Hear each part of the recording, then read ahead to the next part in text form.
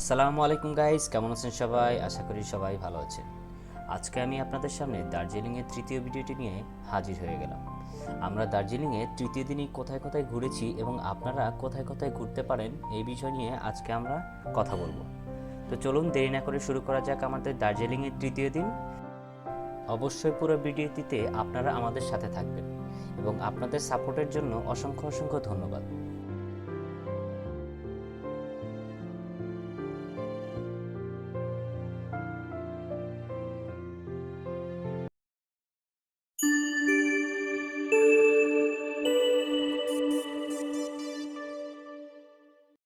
সকাল সকাল উঠে আমরা বের হয়ে গেলাম গঙ্গা মাইয়ার উদ্দেশ্যে।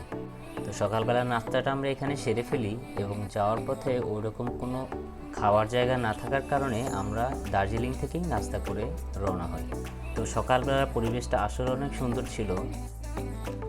আমরা গঙ্গা মায়ের এখানে আছি, এখানে একটা ঝর্ণা আছে, তোরা এই সিস্টেম করছে, এখানে বোটিংয়ের সিস্টেম আছে। তো আপনি ওই যে একটা দড়ি দেখা যাচ্ছে, ওর বাইরে আর যেতে পারবেন না। সো আপনাদের ইচ্ছা হলে এখানে বোটিং করতে পারবেন, আমার মনে হয় না করাই ভালো। আর এখানে ওরা একটা বাঁধের মতো সৃষ্টি করেছে এবং এটা হচ্ছে ফর্ম ভিউ। ফর্ম ভিউ এখানে দেখতে পাচ্ছেন আপনারা, এদিক দিয়ে চলে গেছে।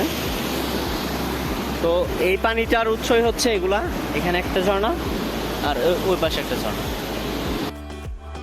গঙ্গা মাইয়ার এখানে ঘোরার পর আমরা চলে যাই আবার দার্জিলিং শহরের দিকে। আমাদের পরের যাত্রা হলো রোপওয়ে।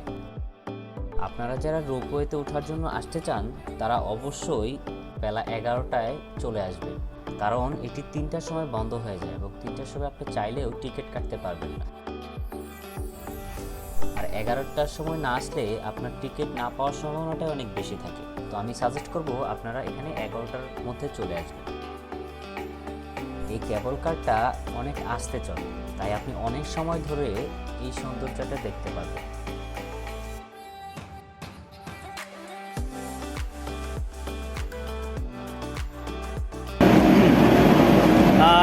আমাদের ইয়াটা এসে গেছে এখানে। আমরা এখন কেমন হয়।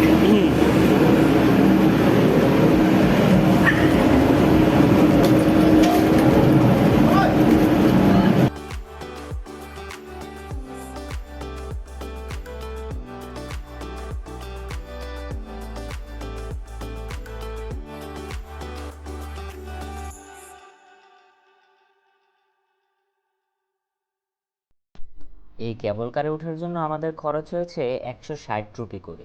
তো আপনাদের এখান থেকে এই কেবল কারে ওঠার পর নিচে একটা জায়গায় নামিয়ে দেওয়া হবে। তো ওখান থেকে আপনি চাইলে সারাদিন কাটানোর পরে আবার সন্ধেবেলা ব্যাক করতে পারবেন।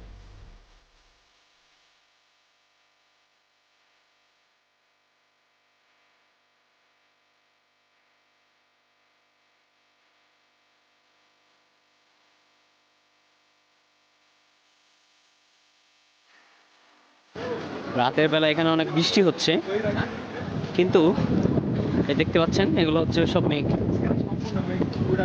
আমরা রেইনকোট পরে ঘুরতেছি।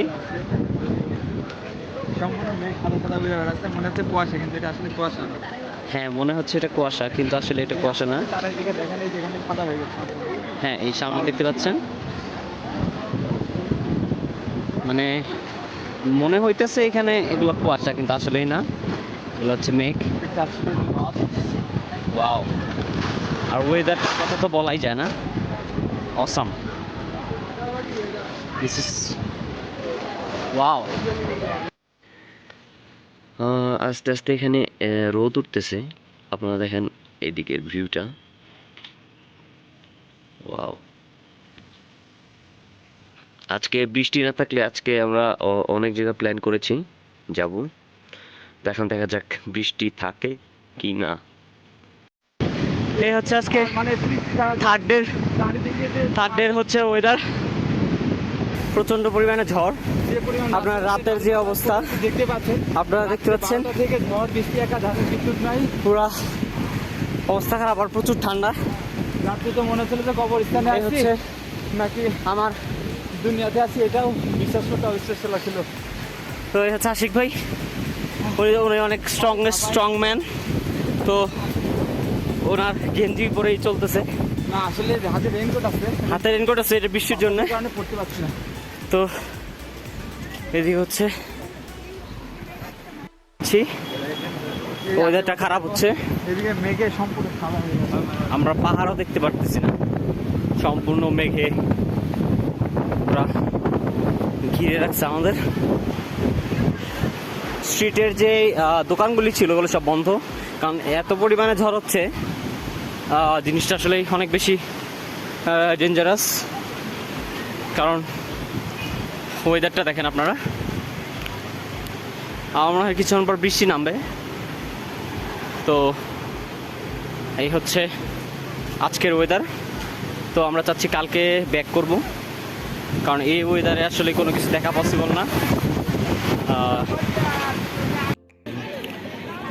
এই হচ্ছে সকাল 9টার আবহাওয়া। এখানে আজকে অনুষ্ঠান আছে রাতে, তো আজকে আমরা থাকতেছি না, থাকলে অনুষ্ঠানে কিছু অংশ আপনাদের দেখাইতে পারতাম। অনেক বেশি মেঘ এখানে জমেছে, এই হচ্ছে অবস্থা। এই এরিয়াটা সাধারণত একটু রৌদ্রোজ্জ্বল থাকে, কিন্তু এখন অবস্থাটা একটু বেশি খারাপ ওয়েদারটা। আশা করতেছি 10টার দিকে একটু ফাঁকা হবে, রোদ টোদ এসে, দেখা যাক কি হয় অবস্থা। আমরা এখন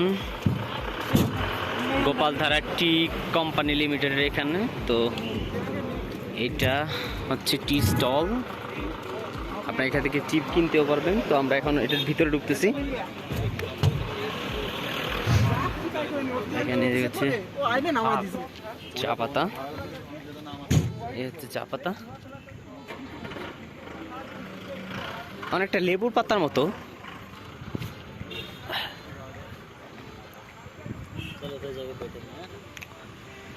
অনেক বড় বড় টিলা এর মধ্যে, এগুলি কেটে দেওয়া হয় হওয়ার আগে।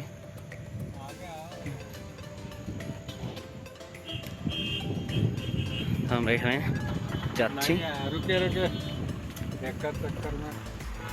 দেখিয়ে এখান থেকে আপনারা চাইলে চা নিতে পারবেন। ভিজিটের মনে হয় এখানে টাকা লাগবে আপনাদের। ওকে, এখানে এক এক জায়গায় এক এক রকমের টি পাবেন। তো এখানে হচ্ছে নাম্বারিং করা ওদের। এটা হচ্ছে এক রকমের টি, LD22D।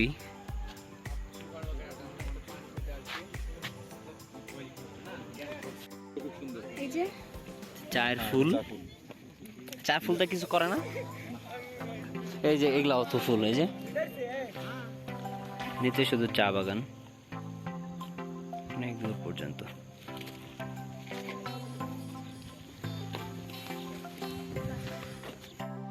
আমরা এখন মিরিকে আছি। তো এখানে একটা লেক আছে অনেক সুন্দর, দেখেন। এখানে আপনারা চাইলে বোটিং করতে পারবেন। আর এই হচ্ছে প্লেসটা, এখান থেকে চাইলে আপনি বোটিং করতে পারবেন। অনেক সুন্দর একটা জায়গা। আমাদের হাতে সময় নেই, তাই আমরা এখানে আর কি বোটিং করতে পারতেছি না, কারণ আমাদের ট্রেন হচ্ছে 8টায়। দার্জিলিং থেকে কলকাতা ব্যাক করার সময় আমরা মিরিক হয়ে কলকাতা আসি। মিরিক আসলে অনেক সুন্দর একটা জায়গা। যদিও আমরা যেদিন গিয়েছিলাম ওদিন অনেক জ্যাম ছিল, কারণ ওই দিন ছিল 15ই আগস্ট। তো ভারতের স্বাধীনতা দিবস উপলক্ষে পুরো রাস্তা ছিল বন্ধ। তো আমাদের একটু মিরিক ভ্রমণ শেষে আমরা এখন চলে যাচ্ছি শিলিগুড়ি স্টেশনের উদ্দেশ্যে। এখান থেকে আজকে রাত 8টায় আমাদের ট্রেন কলকাতায়। আপনাদের অসংখ্য অসংখ্য ধন্যবাদ আমার এই 3টি ভিডিওতে আমার সাথে থাকার জন্য। আমি চেষ্টা করব আমার নেক্সট ভিডিওগুলিতে আরও অনেক সুন্দর সুন্দর ইনফরমেশন দেওয়ার জন্য, যাতে আপনাদের খুব সহজেই ডিসাইড করতে পারবেন যে কোন এরিয়াতে কিভাবে গেলে আপনারা খুব কম খরচে ঘুরে আসতে পারবেন। আর আমি আমার সর্বোচ্চ চেষ্টা করেছি এই ভিডিওতে সকল খরচ এবং সকল সুবিধা অসুবিধা তুলে ধরার জন্য। যদি কোনো ভুল কিছু বলে থাকি অবশ্যই ক্ষমা সুন্দর দৃষ্টিতে দেখবেন এবং অবশ্যই সাপোর্ট করে যাবেন। Thank you so much. আবার দেখা হবে। আসসালামু আলাইকুম।